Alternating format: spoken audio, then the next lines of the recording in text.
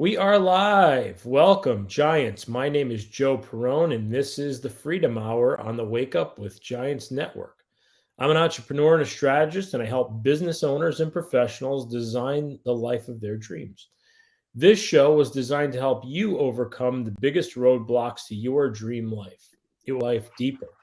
Find the gifts that you were given at birth. You will discover your strength, clarity, and purpose. You will discover freedom. A reminder to subscribe on YouTube and on Facebook. Join the Giants Network, great network. Today on the show, we have Carl Ficks Jr. Welcome, Carl. Having me, I'm looking forward to our conversation. I appreciate being here. Oh, we appreciate you. And so the audience knows Carl helps busy professionals and their teams get fit again so they could be less stressed and more productive.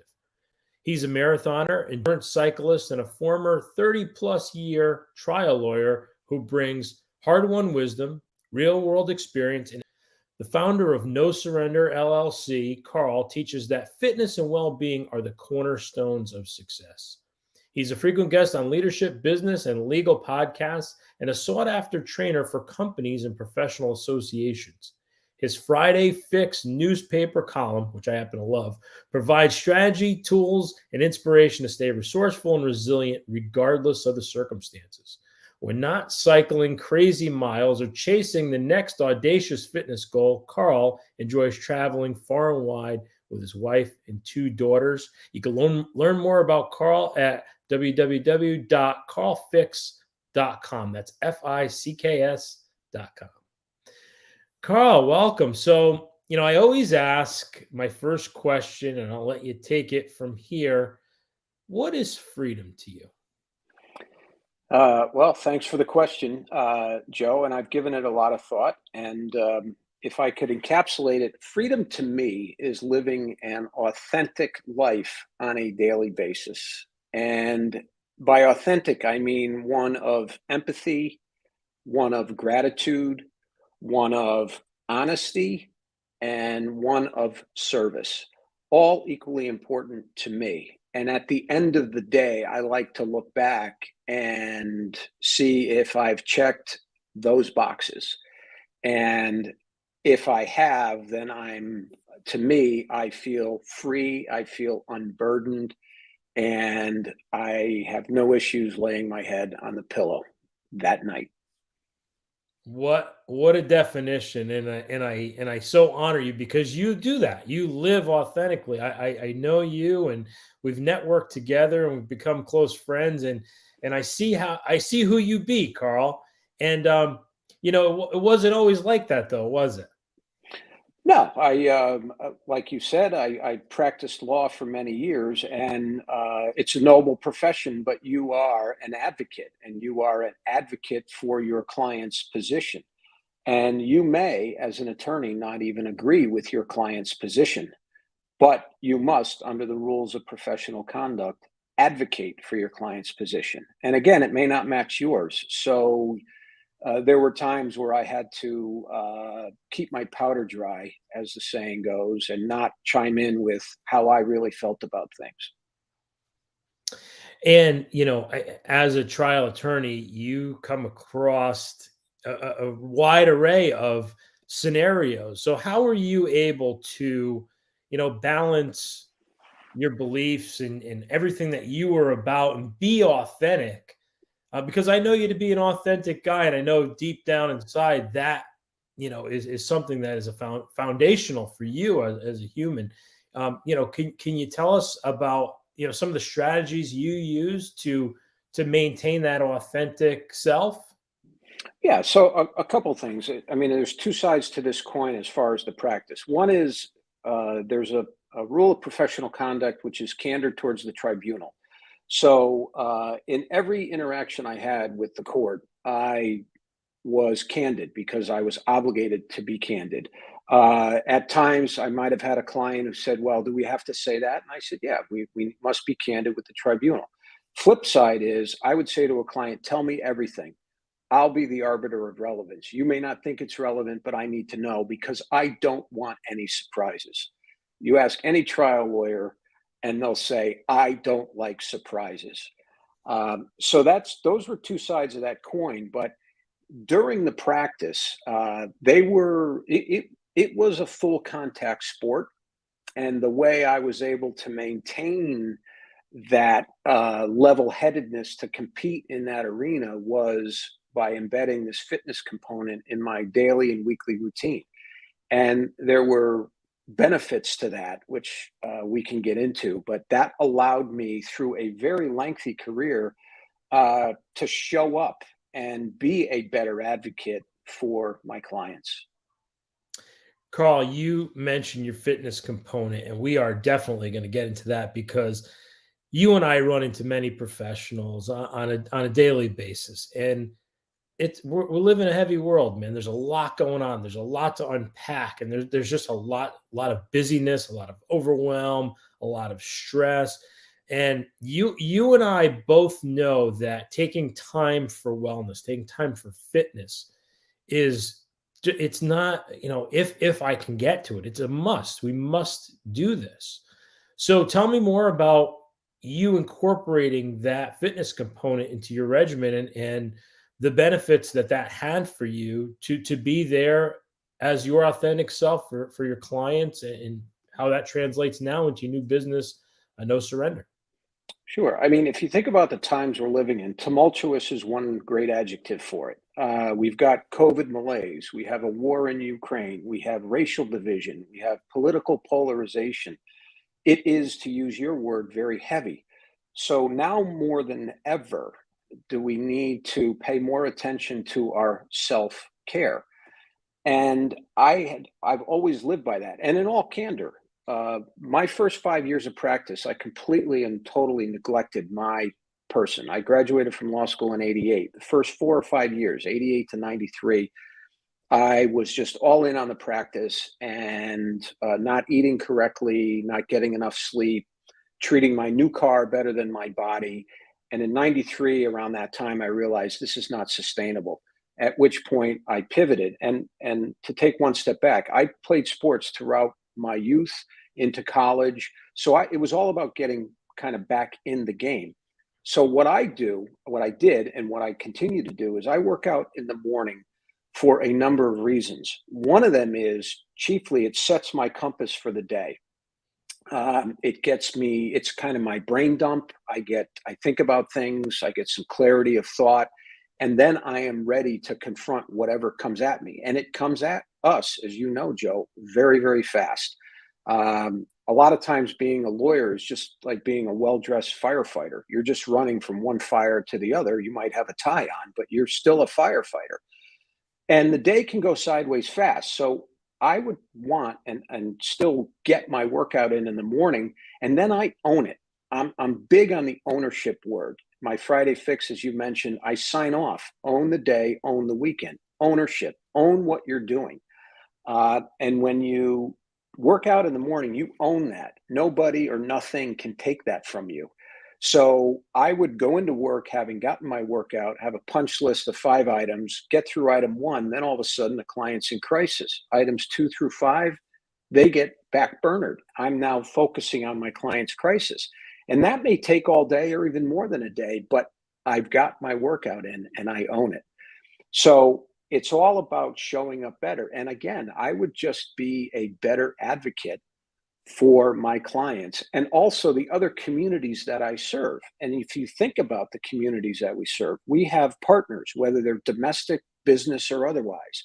We may have children. We have colleagues, clients, customers, church groups, other not-for-profits that you serve. These are all communities that we are in service to. And if you can't show up or don't show up, then you are not in service to anybody. Yeah, nobody wants you at 60 or 70%, right? That's where the old, it's the tried and true, the air mask story comes, right? They tell you to put your air mask on first because you need to have that oxygen coming into your lungs before you help somebody out. And all too often, Carl, I know that, professionals are so busy, and, they may start out well-intentioned, have that 5 task list, and the fires come. We all know that they come. And they put themselves on that back burner. So I really love what you said about starting with yourself first. You literally are putting that air mask on first. You're taking your own ownership of your wellness. And I would love to unpack that word ownership, because I know that's how you sign off, own the day. What are some of the ways that we can take ownership, and before those fires come in, before those things that come at us? We got our phone, our email, our social media. We have a lot of things coming in at us. What can we do to start off the day by owning it?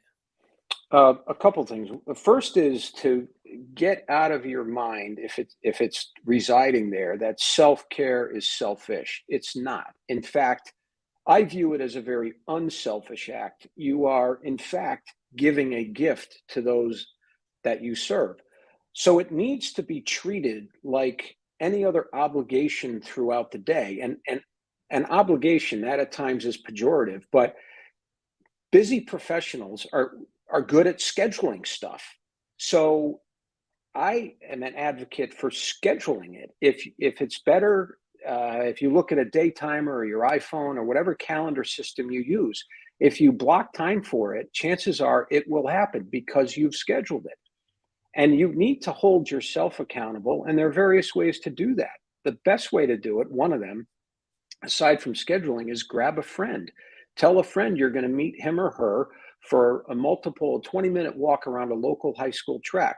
5:30 in the morning. It's light out now at 5:30. You're going to meet that person. At 5:10, you may not want to get out of bed, but if you don't show up, you're going to let that person down. So you can build in these accountability hacks, keeping in mind that once you do this, again, you are really giving a gift to others, that you are going to be in a better way and more capable and able to handle and interact with others. I just love that, Carl. Giving a gift of ourselves and giving that gift at 100%. When you think about giving a gift at a holiday, and we wrap it and we put a bow on it, we put a card in it, and we hand it over to that person in pristine condition. Sometimes we give people that gift and it's half unwrapped, and the card's hanging out of the envelope, and the ribbon's hanging off. But that's what we're doing when we give ourselves at 60 and 70% when we're frazzled, right? Right. And I mean, you're a time freedom guy. So let's talk about time for a minute. Time is a gift, as you well know. And I'll share an anecdote of a gift that I gave one of my nephews. He was a prolific high school track runner. He turned 16. He's now 24 years old. And I said to him, on your birthday weekend, we are going to run 16 miles together, representing 1 mile for every year you've been alive. That was my gift to him.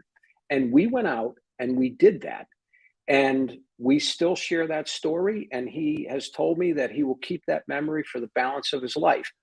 To me, that's better, perhaps, than an Abercrombie and Fitch gift card where he could buy a couple pair of jeans. That was a gift of time. 16 miles, took us, I don't know, maybe 2 hours. That was 2 hours of me being present for him. He was not a long distance runner, although he could run long distance. It was me sharing what has worked for me, running long distances, me learning from him because he was a prolific sprinter, a lot faster than me. But those are the gifts that I feel I'm able to give because I focus on this wellness, in addition to the gifts of spending time with my family, and being able to keep up with folks that are younger than me. That you do, Carl. And okay, so I'm a entrepreneur. I'm busy. I'm trying to run my business. I'm having a hard time getting this fitness routine down. What are some of the beginning little baby steps, those first little steps? You had mentioned scheduling it in your calendar. You'd mentioned getting an accountability partner. Okay, what are some of the actionable tips that I can use right now that will add up to these meaningful, goals for fitness? What are some of the goals that we could set for fitness as beginners? Well, you can start by starting small. So if 5 days a week seems ominous, peel it back to 3 days a week and then start there. And I'll give you an example. A friend of mine, we were trading texts and I suggested that he go see a cardiologist. I go to a cardiologist preemptively. Twice a year, I want to make sure the plumbing and electrical are working. So I texted him. I said, you might want to think about going to a cardiologist. He responds, just been there. He suggests that I lose 40 pounds in the next 18 months. Wow, something like that. And I responded, that's easy. That's a pound. It was like 1.5 pounds per month, something like that. I'm spitballing on the math. And he responded and said, well, when you break it down that way, it seems easy. So you're not going to come out the door and run the New York City Marathon. You need to build it up. No different than you build up a customer list or a client list. I thought when I was a kid lawyer, I could click my heels and have a book of business. That didn't happen. It takes years for that to happen. Same with fitness. If somebody said, okay, we're going to work you 5 days a week. I want you on the track for an hour a day. Somebody would say, wow, I can't do 5 hours. Okay, let's start with 3 and let's start with 45 minutes. And then slowly, brick by brick by brick, if you break it down into small little bites, you'll do it. I ran a road race a couple weeks ago and a young guy I was introduced, he's going to run a marathon. And he said, I don't know how I'm going to do that. And I said, let's talk about that for a minute. It's 26 miles. I said, you can run 10 miles, right? Yeah. I said, then you can run it again, right? Yeah.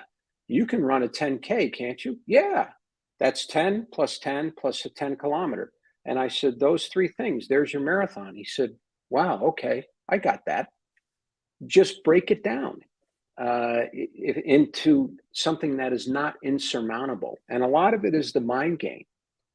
You just need to make it attainable for folks. So if you don't want to start with 5 days, let's start with 3 or even 2. 2's better than none. And then we can just continue to build brick by brick by brick. That's what it takes. You cannot half-ass this stuff, Joe. Bottom line, you cannot. It's no different than your business. Anybody's business. You can't half-ass it. You can't half-ass the practice of law. You can't half-ass fitness. Man, that's powerful, Carl. Just, intent on listening to this for myself and hearing it for the people that are in the audience, that, you're giving hope. What you're doing is you're giving people hope, because these are things that we can do right away. We can schedule, we can get somebody, we could start, with just those 2 days a week or those 3 days a week. We could start with walking around the block or jumping on the bike and just doing something at 5:30, going to the local high school track.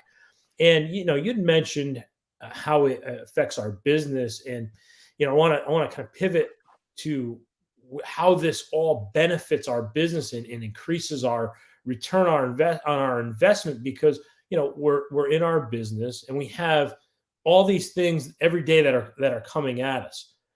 What happens to us when we're at peak fitness and we're doing these things that you're saying, and we're taking this time and owning the day? What happens next, Carl, in our business? I think the productivity goes up, and I'll give you an example. I was on a podcast recently, and we were talking about this. So lawyers, many of them live by the billable hour. You bill in increments of 6 minutes. So I shared that at one of my firms in the afternoon, some young associates would go out for coffee because they needed their afternoon caffeine boost. That might be a 45-minute to 1 hour swing where they go out, they get their coffee and they chat, and then they come back. So call it an hour for the ease of math. That's 1 hour where they're not billing. If you throw in a half-hour workout in the morning, you don't need that caffeine break. I don't need and never needed caffeine breaks in the afternoon because I got totally energized by my workout. So you got a half hour in the morning of a workout, which you may think is wasted, but it prevents the 1 hour of wasted time. So you're really to the good 1/2 hour. That's a 0.5 over a course of a week. That's 2.5 hours. If you're billing, for instance, at, again, ease of math, $200 an hour, that's 500 extra dollars. That's 1 week. That's one lawyer. If you've got 100 lawyer firm, and just do the math, and even if half the lawyers did that, it bottom line is it impacts productivity because you can keep going, and then you're able to do whatever commitments you have outside of work, because we do have this thing called life outside of work, and we need to get to it. And it depends on the productivity. Like if I learned early on from a senior lawyer, I said, how much do you try to bill per day? He said, I try to capture 80% of my time. So if I want 8 hours on the sheet, I'll work 10. What's the other 2 hours? He said it could be administrative, it could be marketing, it could be fitness, whatever. But if I can get 80%, some in the younger generation will be in work 8, 10 hours, and they'll get 5, 6 hours on the sheet because they may be nodding off, they may be lethargic, they're on social media doing whatever. I found that I get energized by the workout, and that propels me through the day where I'm able to be more efficient, capture more of my time. I find it to be simple math. It is simple math. And Carl, I love asking this question because most of the guests that I've had on, we believe in these simple habits practiced daily that lead up to big results and life shifting results that get us to those outcomes that we desire. And, in your opinion, why don't we practice those simple things? They're so easy. They're just, they're simple things. They're preemptive. You know, they're not, it's not rocket science, some of this stuff. But what prevents us sometimes from not doing those simple things?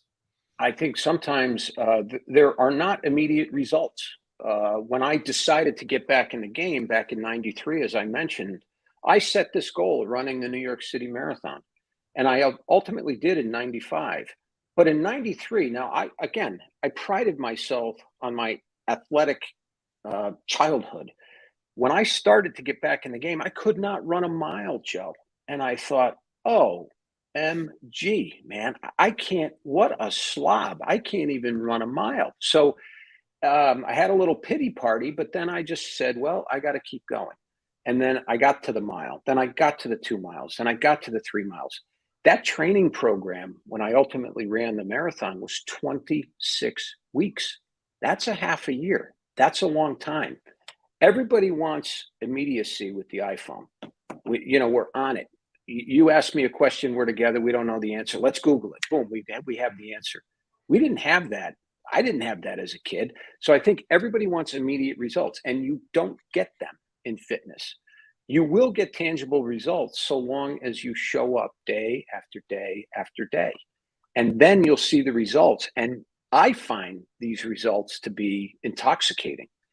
It's like, wow, 3 months ago, I couldn't run 3 miles, but I just did a 5 kilometer road race, 3.2 miles. How great is that? And you just feed off of it. Success begets success. And Carl, as as we're doing these simple things, and we're putting in our mind that there's an end result. How do we focus on that outcome? How do we focus on that, that marathon or that big thing that we desire to achieve? Because I believe the same principle, whether it's fitness or whether it's business, is going to apply. What are your strategies for staying focused on that marathon, staying focused on that big task we have to do in life or in business? Well, you have a goal. So whatever and we all live by metrics. Sales folks have metrics to hit certain goals. So we have goals. Lawyers have billable hour goals. You need a plan to get there. So how am I going to get there? So you've got to get that goal set, and then you've got to come up with a plan to get from A to B. Airlines file flight plans for a reason, because the FAA wants to know how they're going to get from LA to New York City and which route they're going to take. And they don't deviate from the flight plans. So you put in place a fitness plan, which allows for flexibility because, again, life interferes. That 26-week training program that I mentioned a moment ago, that allowed for perhaps illness, perhaps injury, There could be a death in the family that takes you offline. So you've got to build in some flexibility, keeping an eye on that goal, and that's really the kind of the stick and carrot thing. I'm a goal oriented person. I like to have a goal, and in fact, I like to set a goal after that one, because when you achieve that first goal, the next day could be a downer. You're like, okay, I've summited this cliff or this hill. Where now? I found that after a trial, I'd get a verdict. The next day, I'd go into work and kind of look around saying, so what do I do now? Type thing. It was a bit deflating. So I would say set a goal and then, oh, by the way, set another one. So when you achieve that first one, you're really pumped up because you now have something else in the queue. So it's just about formulating a goal and then coming up with a plan to get there. And then, oh, by the way, executing on that plan, like following it. Actually following through, Carl. There's a novel concept, right? Yeah. But and let's not forget, while you're doing this, to have some fun along the way, because it should be enjoyable. That's gonna get you up and going. I try to ride throughout the winter here in Connecticut, but sometimes the road conditions are very dangerous, and it's dark, and there are days where it's cold, and at 5:30 the alarm goes off, and you think, "Boy, I really don't want to get up." And you start weighing the two, and will you juicily rationalize not getting out of bed, or will you look at what that workout will give you? And most times that great feeling will trump the, oh, I could use another hour of sleep. And that's what gets me out of bed. I think of the result, and I think of how I'm going to be a better father, husband, colleague, friend.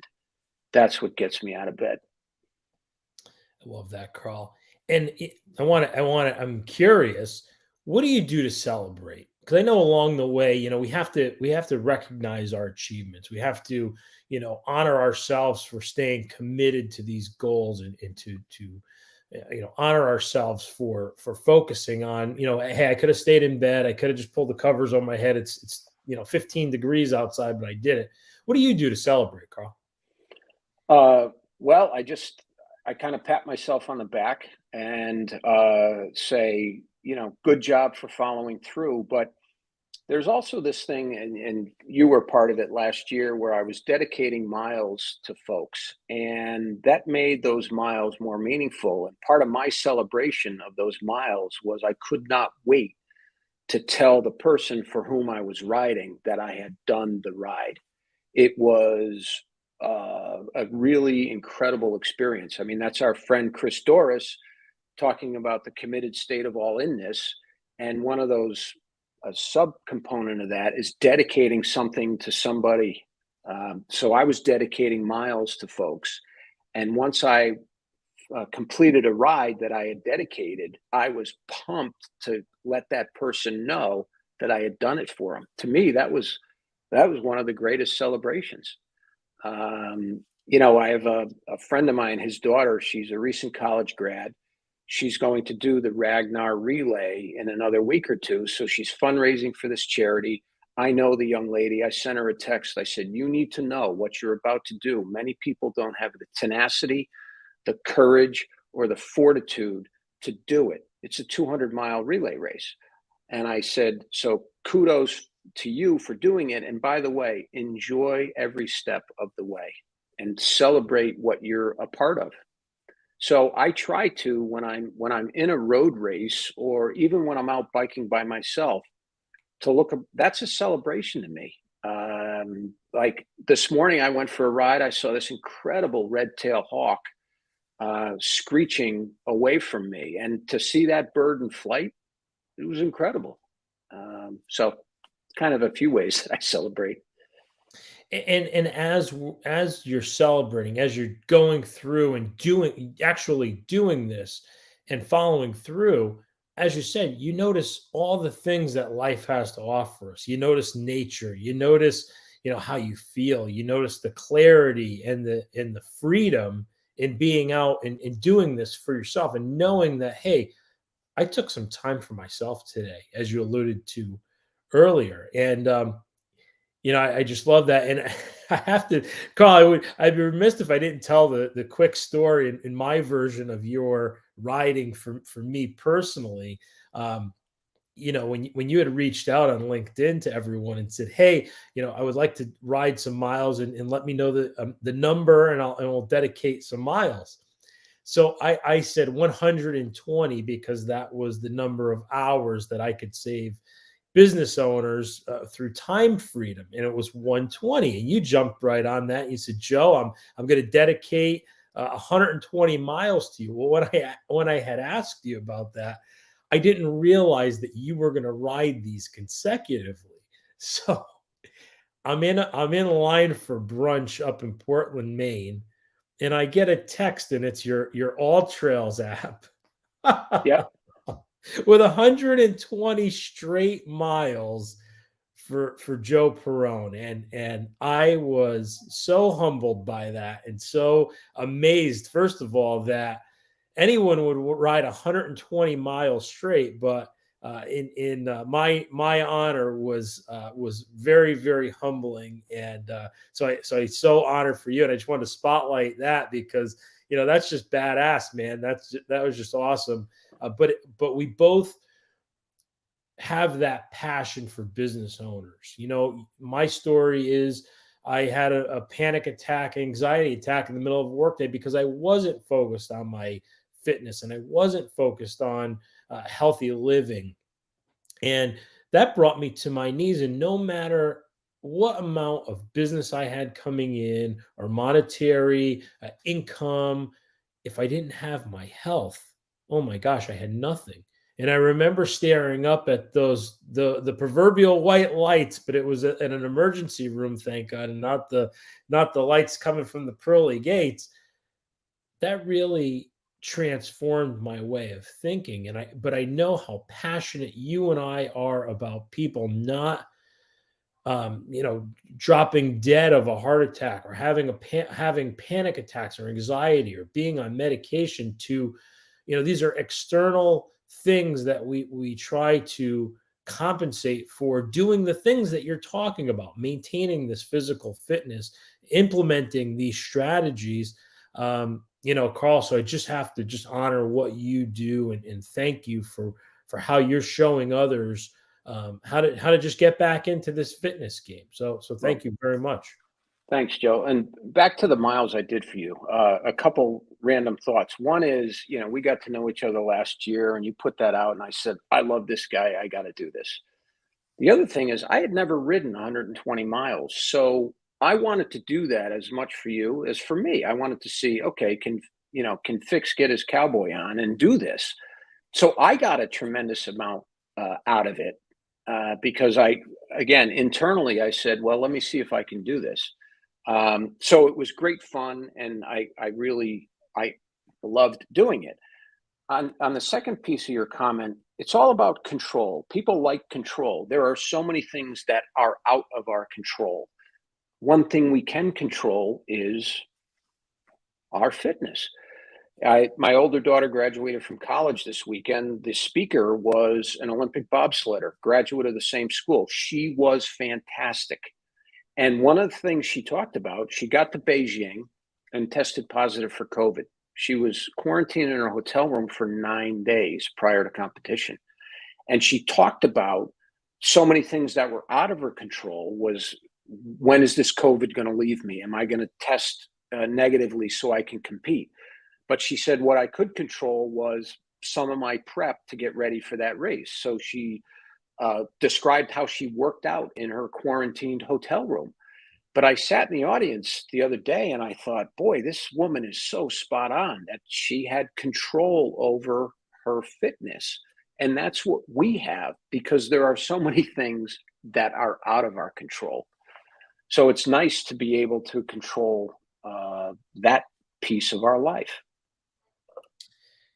Carl, you have an amazing weekly column, the Friday Fix, which has become a favorite of mine and many others in our network. Tell me how that got started. Tell me the beginnings of it and just how you were inspired to have this weekly column that is boy, it's clear, it's concise, it's to the point, and it leaves you for the following week with just this amazing antidote on something that we can think about. And I just would love to hear about how that came about. Sure. I was not active on LinkedIn until about 2 years ago. And when the pandemic hit, all the entire news cycle was apocalyptic. And I started, it was almost like my little Occupy Wall Street. I said, I'm going to counter all this negativity because I firmly believe that people want and they need to be lifted up and not knocked down. So I started posting on LinkedIn articles. They were longer articles and with an eye towards lifting people up and not beating them down.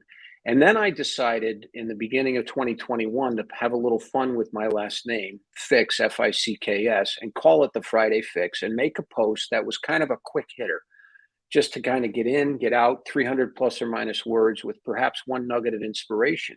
And the genesis of that, not only was it a way to spread some positivity, when I was a kid and I would go to church with my parents, a priest would give the sermon, and a good priest could get in and get out in 3 to 5 minutes. Then you had the ones that were 15, 18 minutes, and it became white noise.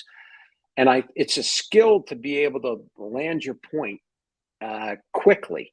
So it really is kind of a throwback to my childhood of when I had a good sermon, like, wow, that guy gave me a little nugget that I can lean on for the balance of the week until the following week.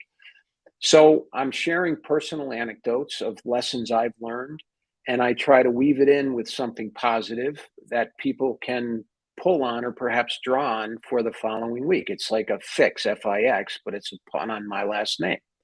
So that's really the way it got started. And the feedback's been great. I don't do it for the feedback, but people seem to enjoy it. And, I on my rides and my runs, I come up with these ideas of stories that I remember and whether I can weave it into a Friday Fix. And so that's what I do. And you weave in your love of music into all that you do, whether it's No Surrender or whether it's your Friday Fix column. Tell me about that love of music and where that came from and how that inspires you on your rides, on your runs, and you incorporate that into your fitness game. Sure. I just think life is rhythmic. Life has a cadence to it. There's an ebb and flow. There's an ebb and flow to everybody's day. And although I've never been musically inclined, in fact, I cannot play any instruments begrudgingly. I'd love to play the drums. That might be on the bucket list. But I love music and I like the cadence of it and I like the rhythm. And there's some really neat lyrics out there and where you can get some life lessons. And the No Surrender, as you mentioned, I went to law school 85 to 88. Born in the USA had come out, one of the Boss's albums. There was a song, No Surrender, on that. And I was down in DC. I had no car. I'm taking the city bus to and from the campus. And there were days that I just wanted to walk because it was rigorous. But I had the Walkman. I'm dating myself, of course. Looping on the Walkman was the Boss yelling out, No Surrender. And when I pivoted and founded this company out of the law to find this company dedicated to the wellness and fitness, I thought I need to pay homage to somebody and something that got me to where I am. And that's where the No Surrender comes from. It's from the Springsteen tune of the same name, which has great meaning to me because, again, there were days I wanted to pack it in, but I didn't. And that's where a lot of the parallels of fitness come in with life and business. There are days where you just want to pack it in. But I draw on a lot of my runs, training runs. I was chatting with somebody yesterday. I did a 20-mile training run once in 0-degree weather. I was training for a marathon in Alabama. I'm 10 miles out from my house. It's zero. I'm borderline hypothermic. And I didn't have many options. One of them was to put a little giddy up in my step and run home faster than how I got out there. And that's what I did because I wasn't going to lay down and just become hypothermic and freeze to death. So I made something out of that. And things come up in business where you have to be adaptable. And they're great life lessons embedded in these workouts too. They certainly are, Carl, and you've made a great column even better by sharing these things that you've experienced throughout your life, and bring it back to, hey, I've gone through something like that. If Carl can go through that and he can make a make an antidote of this, and make a great story, and I can see myself in this story. You know what? I could get through another crazy Friday, or I can get through another crazy week. And I just wanted to ask you, because I know you've been an attorney for a while. You've been in business for a long time. One of the things I get asked a lot with my clients, and just mentoring other people, those things that come up, those life events, those business events that could make us or break us. They do come in, but we spend a lot of time worrying about the things that never actually happen. And I wanted to spend a few minutes, because I know that's part of that mental game that could derail us from our goals. And when we're sharp with our fitness, our mind is so much clearer, and we can think so much clearer. That brain fog is gone, and when we have focus and clarity, and that's a result of keeping up with your fitness, right? What are some of the strategies you use to keep those business worries at bay, and keep those things far away from you while you're going about your day? Well, there's only so much you can control, and you have to, and so you plan as best you can, but then there are things out of your control. And I'll give you, for instance, I do have a Peloton bike, and while I enjoy it, I'd much rather be out on the road. And even if it's raining out, because I may be in a race where it's raining, and what am I going to do? Say, well, I really can't do this because it's raining. Uh, the first marathon I ran was in November in New York City. It was 50 that Saturday, and overnight a cold front came in. We started the race in Staten Island. It was a 19-degree wind chill. So that was a curveball that the weather threw. I ran the Boston Marathon, a nor'easter came in. They almost canceled it, but we ran the race. So you got to deal at times with the hand that you've been dealt. So worry about what you can control. And I'll share another anecdote from law school. We had a professor in trial advocacy who had a stuffed toad on the lectern, and he brought it in day one. He was a former prosecutor, federal prosecutor. And law students, being law students, they peppered him. What's that, professor? What's that? What's with the toad? What's with the toad? 6, 8 weeks, he finally relented. He said, this toad is your star witness. You are going to prepare your star witness. And you know, when you walk into court, that your star witness is going to carry the day and you're going to win. And when you get into court, your star witness becomes a toad. The prince becomes a toad. You will make your bones as a trial lawyer on how you deal with that toad. That was 1987. That lesson has never been lost upon me. It's how do we deal with the toads? Because we think we have princesses or princes, and they turn out to be toads. So you got to game plan. You got to have a backup plan. If this happens, then this is the way I'll approach it. Running a race, if you have a literal headwind, well, maybe you want to downshift a little because you're going to exert too much effort and you'll never make the finish line. So you got to have a game day adjustment. I ran a race down in Florida where that morning the humidity was so thick, it was Disney. It was almost 100% humidity. You could have cut it with a knife. And I was with a buddy, and we said, well, we may need to slow things down a bit so we make all 26 miles, so we don't flame out. So the worry is relieved a bit by knowing they're just things that are completely out of your control. Carl, I know you have audacious fitness goals. What's the audacious fitness goal you're working on right now that we need to know about? Well, one of them this year, I'm going to do a ride for Food Share, Connecticut Food Share. They're celebrating their 40th year, so we haven't really announced it yet, but here's a spoiler alert. So what we're going to do is we're going to do a 40-mile ride from their Bloomfield facility to Wallingford, and then a 40-mile ride from Wallingford to Bridgeport. That'll celebrate their 40 years. That'll unite, because there was the Connecticut Food Bank and there was Food Share. They merged recently.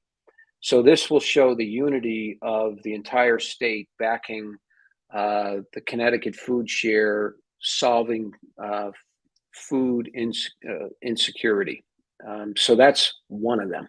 That's one of the things that we'll be doing this year.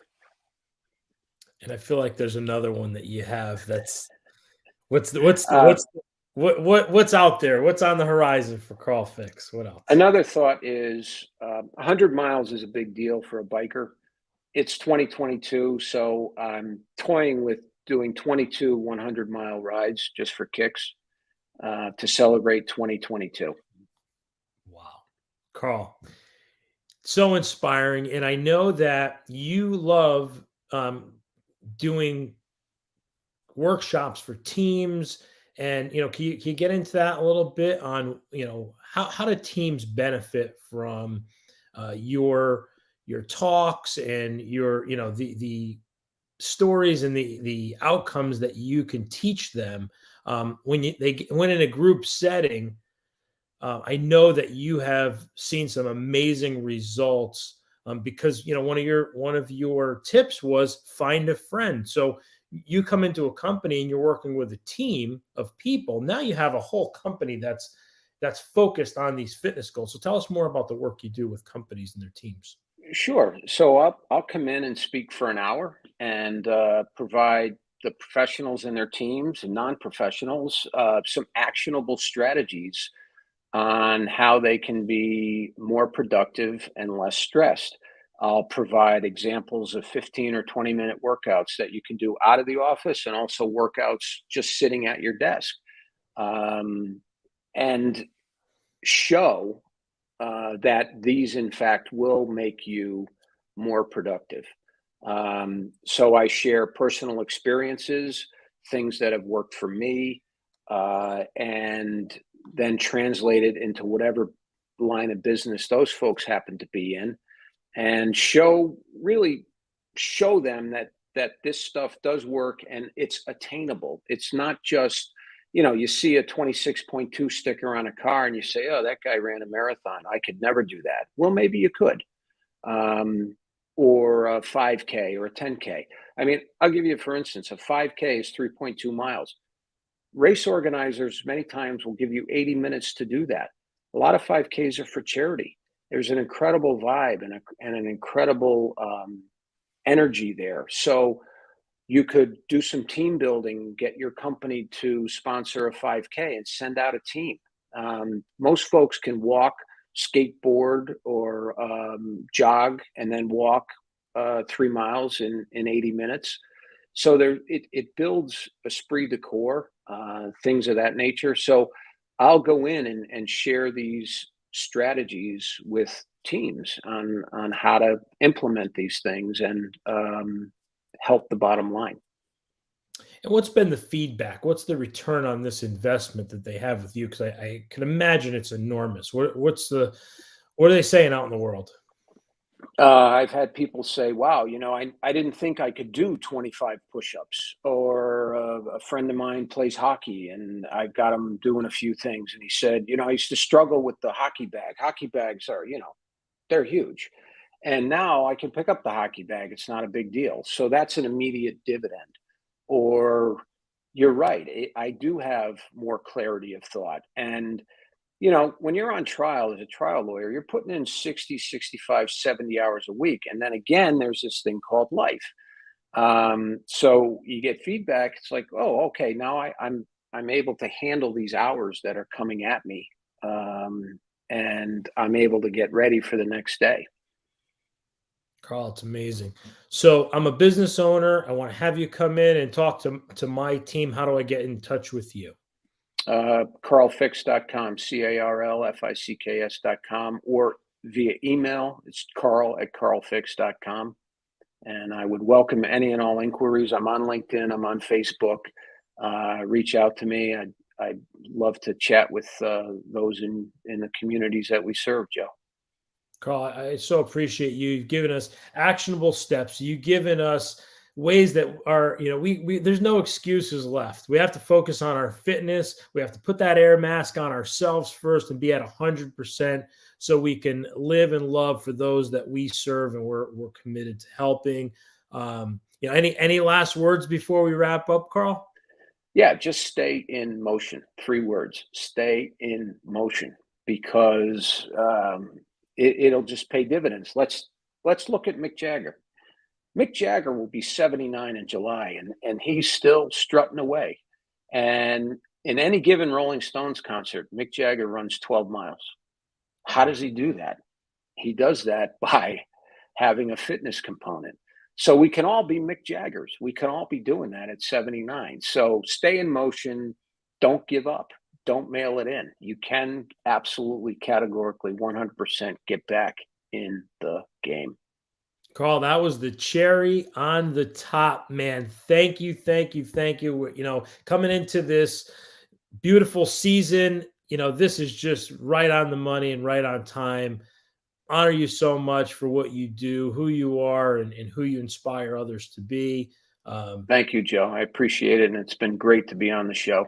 Just love having you. So that's our Freedom Hour for this week. A reminder to subscribe to the Wake Up with Giants Network.